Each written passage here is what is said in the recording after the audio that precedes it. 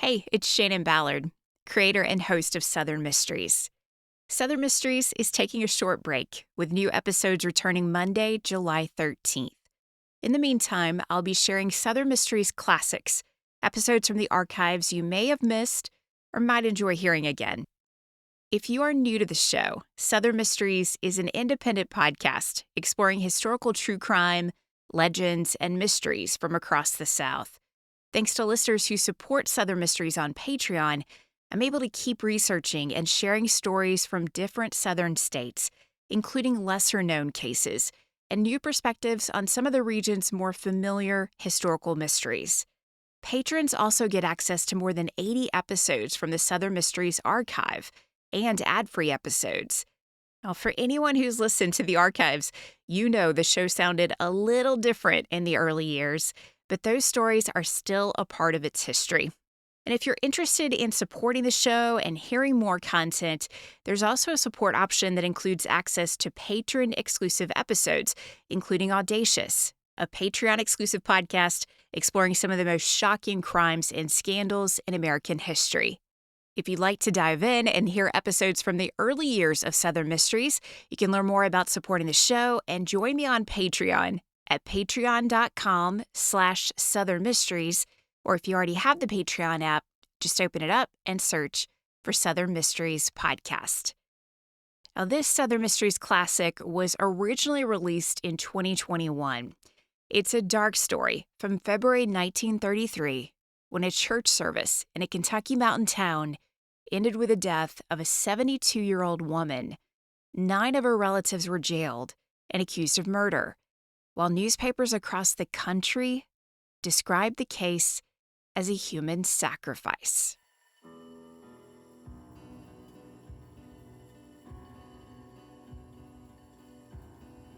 How does a week-long revival end with the murder of a 72-year-old woman? That's the question people were asking in February 1933, when deputies entered a cabin in the mountains of Kentucky. There they found Lucinda Mills, dead on the floor, her son kneeling on her body with a chain twisted around her neck. Within days, rumors spread that Lucinda had volunteered to die at the hands of her son John as a human sacrifice. Why did John Mills feel compelled to kill his mother? And why did none of the 8 relatives in the cabin with him stop him? Welcome to Southern Mysteries, exploring the history and mysteries of the American South. I'm your host, Shannon Ballard. This is the mystery of the Cult of the Unknown Tongues. Laben Mills of Tomahawk, Kentucky, died peacefully at home on July 21st, 1914. His wife, Lucinda, was left behind to mourn him, along with 11 children. Mr. Mills belonged to the Oddfellows, and his burial in the Mills family cemetery was arranged by local members of the Mysterious Fraternal Society. Oddfellows was formed in England before the 18th century and most likely was known as Odd because its purpose was to help the less fortunate with acts of charity. England was at the beginning of industrialization, so the idea of dedicating yourself to others and the welfare of your community was considered odd. The first known American Oddfellows Lodge dates back to 1806. While there's no question of their kindness and good works, Oddfellows was condemned by the Catholic Church in the late 19th century, just when their membership was growing by leaps and bounds. Rumors spread about witchcraft and satanic worship at Oddfellows lodges. Then there were the skeletons. Police reports of skeletons found in Oddfellows lodges were revealed in 2001, when the LA Times wrote of the discovery of Jane Doe skeletons in old buildings that had been used as lodges in Missouri, Indiana, Pennsylvania, Oklahoma, and Nebraska. Now, the skeleton was said to be a symbol of mortality for Oddfellows, not seen by anyone until they're initiated. A ceremony not discussed with outsiders who were skeptical of Oddfellows because of those skeletons, and other things, like segregation. Following the Civil War came a split of the Oddfellows into two branches, one open to people of all races and one strictly for white people, the kind of lodges you'd find in the Jim Crow South. Now, the branches thrived, and by 1922, it's estimated there were more than 2.5 million members of Oddfellows, making it larger than the Freemasons. But with the onset of the Great Depression, membership declined until decades later, when there was a resurgence of membership and integration, with the International Order of Oddfellows reporting 600,000 members in the United States, still committed to charity. But those skeletons, they still make people a little uneasy. Back in 2001, an Oddfellow of 50 years, Mr. Wayne Colgrove, told the LA Times that the skeleton and its association with initiation is simply a life lesson. You're here, and pretty soon you're gone, and there's a hereafter. Something Mr. Laben Mills of Tomahawk, Kentucky, likely believed as a member. Belief that intersected with faith in a higher power as he faced death. His obituary tells of his conversion to faith in those final days. He was carried to water and baptized. Religion was very important in the mountain region where Mr. Mills lived, and important to his family, including his wife Lucinda, who would die in 1933. Lucinda was laid to rest next to Laben in the Mills family cemetery. But her final moments were not peaceful. The story of Lucinda Mills' death is the stuff of nightmares, an intersection of distorted religious beliefs, madness, and a growing hunger on the part of newspapers of the 1920s and 30s to feed off fear and sell sensational stories. The 1920s was a decade of profound change in America, along with a flash of flappers and jazz that we associate with the Roaring '20s. It was also the golden age of fraternalism. 40% of the U.S. population claimed membership in at least one fraternal society, like the Oddfellows and Freemasons. As members embraced rituals and ceremonies of these societies, outsiders began to fear rumors were true, that witchcraft and satanic rituals were being performed by members. That fear was fueled by the rise of religious sects and cults between the 1920s and 30s, as America faced the Great Depression and emerged with new questions about life and their place in the world. California was a hotbed of cult activity in the 20s, with more than 200,000 cultists statewide that were branded in newspapers and in society as devil worshippers.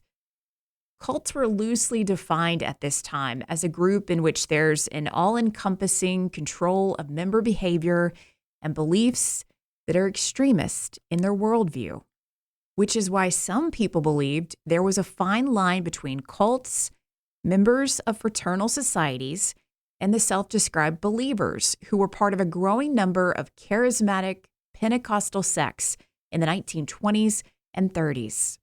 Churches associated with the holiness movement, as it's known, believed in absolute truth in the scriptures.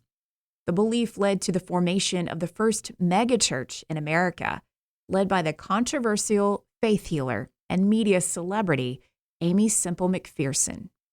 As with all movements and denominations, there were subsets and churches that shared the beliefs of the holiness movement, but formed their own interpretation of it, offshoots that made those within the movement very uncomfortable. The difference of opinions among holiness movement pastors was evident in opinion pieces shared in many newspapers at this time. Following several stories of people dying while participating in faith services in snake-handling churches and several cases of so-called believers choking children and adults to display the power of faith over death. H.B. Barger, then leader of Holiness Church in North Carolina, wrote an opinion piece in 1940. In it, he shared his concerns about perceptions of the movement because of what he called fanatics who distorted Scripture and in some cases caused harm on a spiritual and a physical level. Barger wrote, "Insomuch as I am a holiness preacher, and as there are many cults and organizations of the same name, and in some rank fanaticism is prevalent, I'm embarrassed and grieved because some who do not know the difference put us all in the same class." Barger went on to share that he and fellow leaders of holiness churches were opposed to unholiness cults that were gaining followers and engaging in what he called fanatical practices, such as snake handling, and the misinterpretation of Scripture that had led to injury and death. A prime example of that fanaticism was John Mills' so-called church in Martin County, Kentucky, known as the Cult of the Unknown Tongues. John Mills was accused of killing his mother while members of the church raised their hands in prayer and did nothing to help. Lucinda Mills' death was the climax of the group's week-long revival of dancing and glossolalia, more commonly known as speaking in tongues. Now, to understand more of the story of Lucinda's death and the beliefs that were distorted by John Mills, it's important to know a little more about speaking in tongues and its profound impact on charismatic Pentecostal sects at this time. Glossolalia is not exclusive to Christian denominations. It's been observed in religious practices such as Spiritism and shamanism. Within the charismatic Pentecostal sects on the rise in Kentucky in the 1930s, what was called baptism with the Holy Spirit was the third of three works of grace.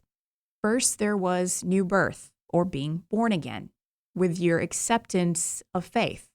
Second was entire sanctification, which was evidenced by your spiritual maturity. And third was being filled with the Spirit, speaking in tongues. Now, within the holiness movement, churches were not aligned in their beliefs when it came to speaking in tongues. Some followed what's considered biblical guidelines written by the Apostle Paul in 1 Corinthians. He wrote that the spiritual gift of tongues required interpretation in church, so fellow believers could understand the message from God. For that to happen, someone present would have the spiritual gift of interpretation. If you were at home on your own and you received that gift of speaking in tongues, your spirit was speaking to God, so no interpretation was needed. But that's just an interpretation of that biblical passage. Not everyone associated with the holiness movement agreed or followed the general beliefs of these other denominations and subsects. When Lucinda Mills was found dead in a cabin near Tomahawk, Kentucky, in February 1933, it was the results of fanatical and twisted beliefs and a madman's misinterpretation of a message he claimed to receive from God through his gift of the unknown tongue and Scripture. And the media ate this up. They picked up on it and labeled the death of Lucinda Mills as a, quote, human sacrifice carried out by a Kentucky mountain cult. At the time of her shocking death in 1933, Lucinda Mills lived on a farm along the Stafford Fork Stream in Martin County. It's in eastern Kentucky, near the West Virginia border. Lucinda, or Aunt Lucindy, as most folks called her, had family members staying with her on and off again, including her son and daughter-in-law, Fred and Trixie Mills. The Mills were a large family with deep roots in the region. A small group of relatives had been moved by a charismatic Pentecostal preacher who had brought a revival meeting to the mountain community the year before. This small group, led by John Mills, met for worship in different homes around the little village of Tomahawk, not far from Lucinda's farm. Neighbors say the followers of this group gathered often. Men and women would sing and pray in a circle, their bodies moving in unison, hands above their heads until they received what was called their blessing. They would shout in what was known as the unknown tongue, an unintelligible mixture of sounds, which church members said was their language for prayer that they didn't need to understand. They trusted John Mills, their leader, who would guide them with his visions and messages from God. Now, as these meetings continued, some family members believed what John Mills was teaching, but some of his followers began to feel uncomfortable when claims were made that John and his flock could perform miracles, turn water into wine, and transform grapevine stalks into curling snakes. This led some relatives to back away from those meetings. As snow covered Martin County in early February 1933, the group gathered in different homes for a week-long revival of dancing, fasting, and speaking in tongues. Around February 8th, locals expressed concern about strange shouting coming from the Boyd cabin, where Lucinda's daughter Talitha lived with her husband Tommy. Gathered in that cabin with the Boyds were Lucinda Mills, along with her sons, 36-year-old John and 34-year-old Fred Mills, their wives, Alma and Trixie, Lucinda's 25-year-old grandson, Ballard Mills, her son-in-law, Blaine McGinnis, and her daughters, Molly McGinnis and Ora Moore. Being a large family in a small community, word spread quickly of the growing intensity of these gatherings, and there was concern within the Mills family who were not members of John's church. So much so, they tried to step in and help. Rhoda Mills, one of Lucinda's daughter-in-laws, was one of the family members who raised the alarm, worried that something was off in the Boyd cabin. She went to Tommy Boyd's cabin out of concern for the children inside. She heard some of them had been a part of these meetings for days upon days and had not eaten. She felt she needed to get the children and take them to her home to feed them. When she arrived at Tommy Boyd's cabin, she claimed she was so overcome with fear over what she heard inside that she didn't knock or try to enter. She did look in the window and saw dancing and rejoicing and waving of arms in the air before she claimed to hear someone yell, "Let's crucify her." Rhoda said Ballard Mills noticed her in the window and yelled at her, so she left and went to the home of one of Lucinda's older sons to raise the alarm that there could be something terrible happening in that cabin. The brother called the sheriff, and deputies were sent to Tommy Boyd's house. When they arrived and heard screaming and shouting inside, they broke down the door because they had been told someone could be in danger. Inside, they found utter chaos. They saw John Mills sitting on top of his 72-year-old mother, his knees in her chest, clinging to chains wrapped around his mother's neck. John began talking in the unknown tongue, and family members followed suit. Later, one apologized, saying something that made no sense to the deputies. She said, quote, "It was hard to give Mother up, but she wanted to go to the asylum to cast the devils out of them." As deputies tried to subdue John Mills and push everyone out of the cabin, John seemed out of his mind as he hit them and resisted being pulled away from Lucinda. Some of the church members tried to help John resist. Deputy Rafe Mollett had to threaten Blaine McGinnis with his pistol to get him to back away as they checked Lucinda for signs of life, but she was gone. When Ballard Mills came towards a deputy with a knife, he pulled his gun and ordered Ballard to drop his weapon. All the while, John Mills and some people in that cabin were acting, as one deputy put it, like raving, crazy, drunk people. A few children were in the cabin while this service was taking place, but had been shut in a room by their parents, away from the room where Lucinda died. They were taken away to safety, and police took 8 of Lucinda's relatives into custody. Later in the day, Rhoda Mills returned to Tommy Boyd's cabin to help neighbors lay out Lucinda Mills on a bed and prepare her for burial. Rhoda said that as she helped Lucinda's neighbors, she noticed there were more chains on Lucinda around her ankles, and her neck must have been broken because it was ever so limber as they cared for her body. Rumors were already spreading that Lucinda had volunteered to be a human sacrifice in this religious service. But Rhoda said the marks on Lucinda's body could have only come from a woman who struggled to save her life, not let her son take it.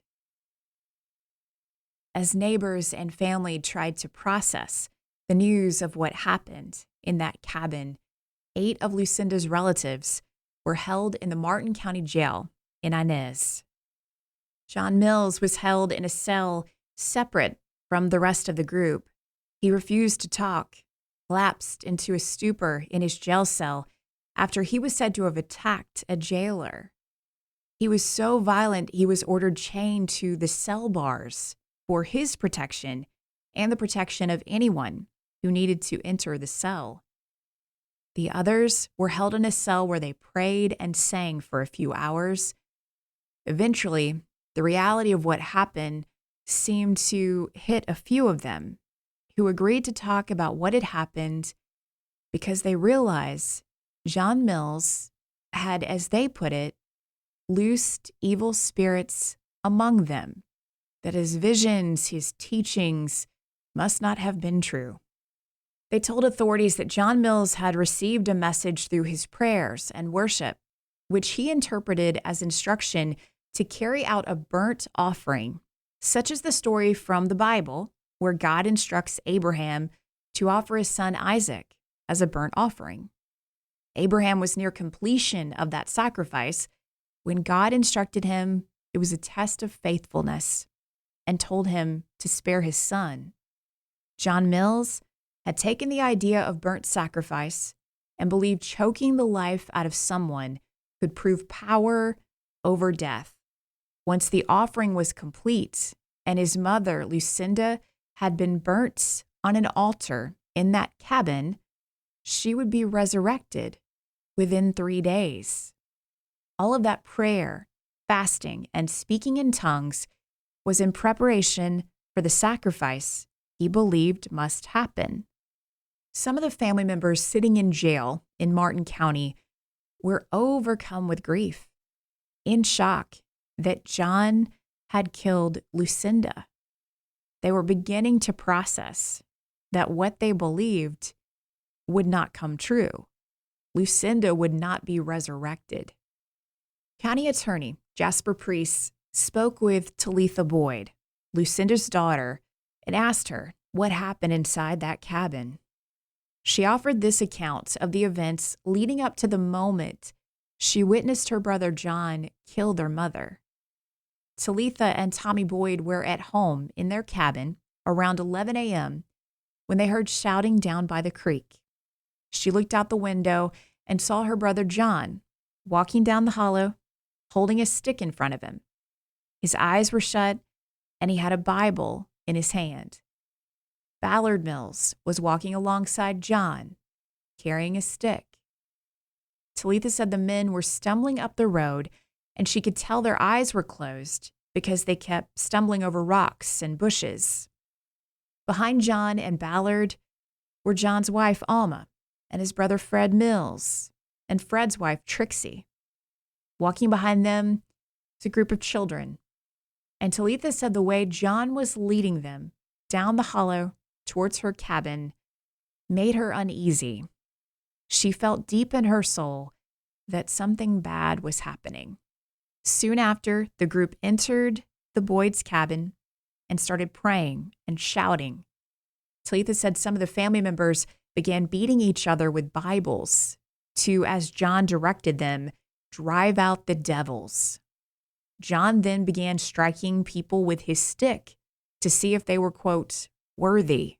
This shouting continued for a while, and some of the children were so scared of John Mills, they ran out of the cabin. That's when Talitha said she gathered the rest of the children into a room and closed the door.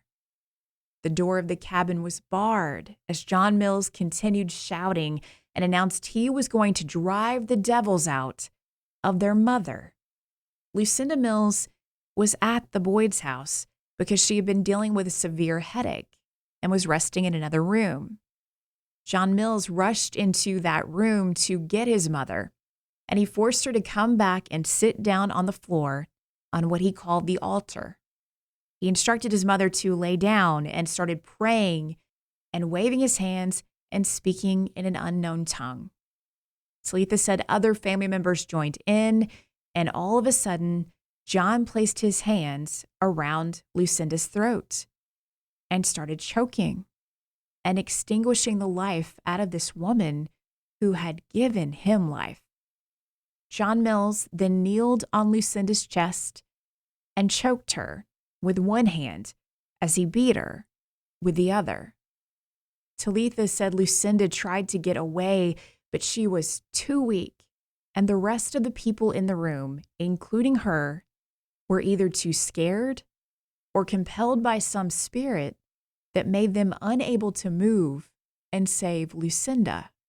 Talitha also confirmed to the county attorney John had indeed planned to burn Lucinda, his own mother, as an offering, a sacrifice that would overcome death and see his mother resurrected in 3 days. Blaine McGinnis, Lucinda's son-in-law, explained to authorities that there was a moment when John was choking his mother to death, when he tried to grab John's arm, but he said he couldn't. He said he didn't know how to explain it. He literally felt as though he could not move. He just stood there as John Mills choked Lucinda and ordered Ballard Mills to bring him chains that he wrapped around Lucinda. The following day, the body of Lucinda Mills was placed in a makeshift sled and carried over icy fields to her burial in Mills Family Cemetery. By that afternoon, Judge T.J. Hardin held an inquest, and the verdict was that Mrs. Lucinda Ward Mills died at the hands of her son John and others. County Attorney Jasper Priest immediately moved to charge John Mills with murder and the other relatives as accessories. Tommy Boyd was held as a material witness. When arraigned by Judge Hardin on February 12th, John Mills was still in a stupor, unable to speak as he was brought into the courtroom, tied down on a cot. When the judge asked him to answer the charge that he killed his mother, John's response was to wave his arms above his head and begin shouting. 6 relatives who were being held as accessories were called to testify. Blaine McGinnis, Lucinda's son-in-law, made a shocking claim to County Attorney Priest, saying Lucinda was a, quote, willing sacrifice. But the meaning of that statement seems to have been twisted by local and national media outlets that knew sensationalizing an already shocking story could sell more papers. They knew their readers were hungry for stories of cults and human sacrifices, which may be why they ignored part of the story. Blaine said his mother-in-law was a woman of faith who wanted to do something to help her son, Leonard. Leonard Mills had been institutionalized at Eastern Kentucky Hospital for the Insane and was said to be of a very religious temperament. Blaine claimed he heard his mother-in-law make statements about willingly giving her life to save Leonard's. John Mills said they would make an attempt to rescue Leonard from the asylum, an attempt that required smoting his believers by strangulation. It's believed that in the months before Lucinda died, Some family members had questioned whether John Mills should be institutionalized. One may have even tried. Perhaps this doubt cast over his own mental state added to John Mills' belief that a burnt offering was required to show power over death and offer complete healing of Leonard and possibly his own mind. John Mills' believers really believed all he told them. They trusted him. But County Attorney Priest revealed John Mills' neighbors and many family members who had been present at religious gatherings led by John had long been concerned about his seemingly growing violent nature. They worried about his behavior in the weeks before Lucinda died because he had mentioned several names had been revealed to him as sacrifices. Plea McGinnis confirmed to the state that John Mills named at least 4 people he planned to offer as a sacrifice. The first 3 were to have been Lucinda's son Fred and his wife Trixie, along with an evangelist named William Duty, who had joined in these religious meetings over the past year. When questioned about this, Trixie acknowledged that before John choked his mother to death, he had laid Trixie on the floor of that cabin and started to choke her. But she was able to free herself from John's grasp and get off the ground. Up to this point, the members of the family who joined in these meetings had accepted John Mills' teaching.